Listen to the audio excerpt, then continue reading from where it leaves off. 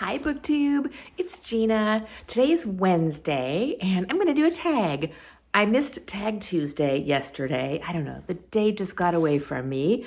And I realized that I was tagged a couple of times in the Soggy Expat Book Maniac random question tag, which I've got on my computer here. This tag was created by Sean the Book Maniac and the Soggy Expat, and as a collab. And I missed it. It was a couple of weeks ago when I was having my appendix surgery and then doing a little bit of traveling. And so I didn't realize that they had done this tag, but it's a fun one. There are some bookish questions and some random non-bookish questions. So I thought I would do this one. I'm gonna tag people first because if I don't do that, I always forget at the end. And I am gonna tag Bits of Lit, who I believe actually is an expat right now. I am going to tag my friend Sandy at Ms. Reads a Lot, and I'm going to tag Sue Jackson. I was tagged by Sean, the Book Maniac, and the Soggy Expat in their original tag, and then I was also tagged by Karen at the Roving Reader. So thank you so much to all three of you for the tag. I really appreciate it. You know I love getting tagged. So let's get started with the prompts. Prompt number 1, soggy. Cold soggy fries, yay or nay?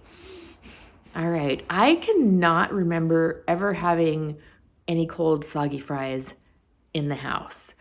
Either I eat them all or I throw them away. I can't remember ever having soggy fries where I had to decide if I wanted to eat them or not. So I guess I'm gonna say nay, because I just don't ever have them around. I've got a cat. This is so funny. They totally ignore me all day until I sit down to do a video. And then here's Getty. We'll show you my buddy Getty here, Getty Lee. All right, prompt number 2, expat. Have you ever lived abroad? And if not, would you? I would love to live abroad. I would love to live in a warm, beachy, sunny place in, I don't know, maybe Mexico or Portugal. I am not opposed to getting out of the United States right about now. But will I? My spouse doesn't really like to travel, although he would be open to moving, I think, but we're pretty settled where we are right now. I wouldn't mind possibly doing some long-term traveling abroad, but I'm not sure really when I think about it realistically if I would actually permanently move abroad. I don't know. I do love to travel, but I'm also quite a homebody, and I have a feeling that I'm not sure that being in a different country would suit me very well. Okay, the next prompt is book. A trip you took or would like to take because a book or author made you want to see it in person. And I'm actually thinking about doing this trip right now. I would love to go to Cornwall, to Edinburgh, to visit the places that my beloved Rosamund Pilcher talks about in her books.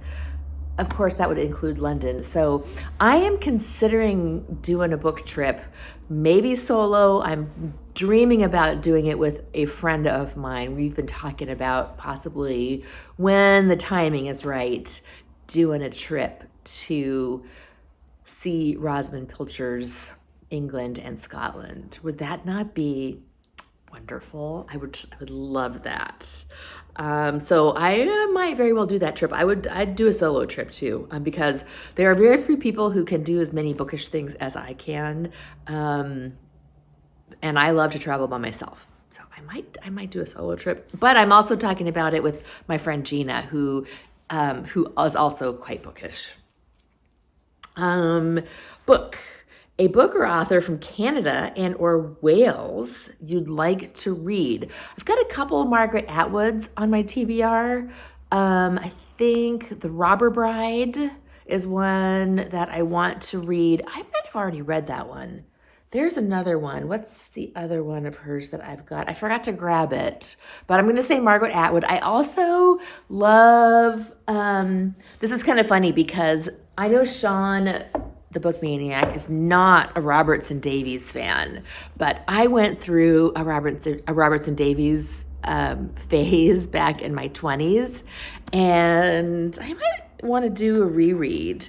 This might be one of these situations where I'd like to do a reread of some of his books and see if I actually love them as much now as a 50-something as I did as a 20-something.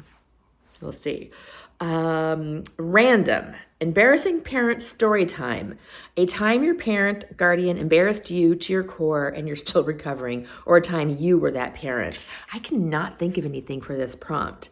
Of all, am not a human parent. I have 4 cats, but they don't care. They don't get embarrassed. And I can't think of a time when my parent embarrassed me in a big way. I mean, they always tell stories where we're like rolling our eyes and like, oh my God, I can't believe you're telling that story, but nothing that bad. So I don't have a good answer for that one. Maniac. 1 or 2 other things that you are a maniac about aside from obvs, being a book maniac. I love Disneyland, and Greg thinks it's just unfathomable. I've taken him to Disneyland a couple times. He hated it, hated everything about it, everything. So I generally go with my sisters, and I love it. I've watched Disneyland videos on YouTube. I've got a Woody doll right there. You can't see him, but he's over there. I've got the Lumiere from Beauty and the Beast medium fig that I love. It actually, the candles light up. It's super duper cute. I love Disney. I also love Las Vegas, which is surprising because I'm a pretty mellow, calm person, but I love the heat of Las Vegas in the summer. I love the huge resorts. I love the pools. The pools are glorious. I gamble a tiny little bit just on slot machines, so that is not a huge reason why I go. I love the restaurants there. I love the show options there. I watch Las Vegas vlogs and videos. So I love Las Vegas. Random. Have you ever been hideously lost, literally or figuratively? Yes, on both occasions. But the story I will tell you was getting lost in Detroit, which may also have been the most terrifying moment of my life. I used to travel a lot for work, and I was on a work trip, and I was flying out of the Detroit airport, and I was running late, and I never rely on my GPS completely. I always at least try to have a sense of where I'm going, what freeways I need to take. I don't want to just get in my car and go. But for whatever reason, I did that this trip. I was going from, I think it was in Toledo, and I had worked that day. I was running late, and so I just hopped in my car, put the GPS on, and hit the road, and I ended up in a neighborhood of Detroit that was bad. Burned out cars, broken windows on all of the buildings, bad. And I didn't know which way to go to get out. The GPS took me down there. I put airport in. I don't know where the GPS was taking me.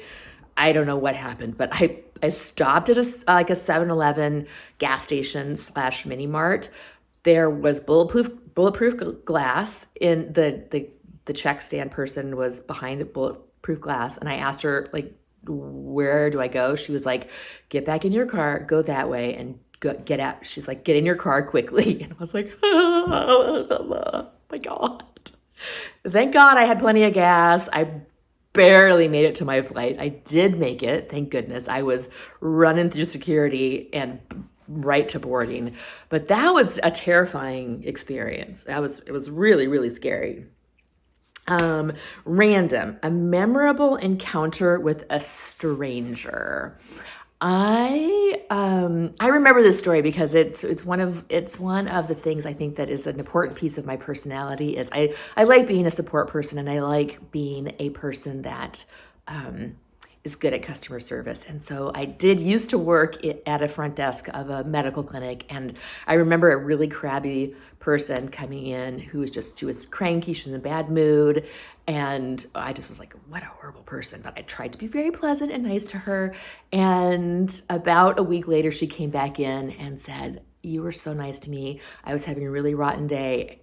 She told me a little bit of her story. It was a terrible story. And she was like, and I just thank you so much for just being pleasant and nice. And I was just like, so it was very nice. I love getting feedback. And I remember that every time somebody cranky talks to me or tries to, if somebody's mean, I think it's not personal. They're probably just having a bad day. I try to remember that because more often than not, that really is the case. Random. What did you want to be when you grew up? If you have now achieved that in real life, what's it like to be fantastically stable as an adult? Asking for a friend. I do not have any memory of wanting to be anything when I grew up. Isn't that weird? I cannot think of anything when I was a kid that I went, I just want to grow up and be this.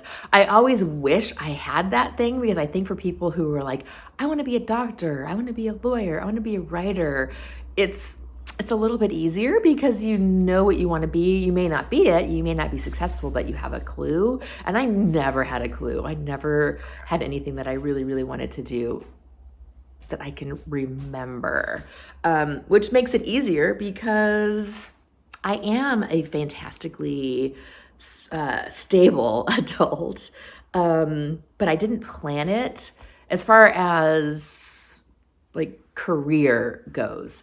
I have made choices throughout my life to keep my life simple in a way that makes me happy.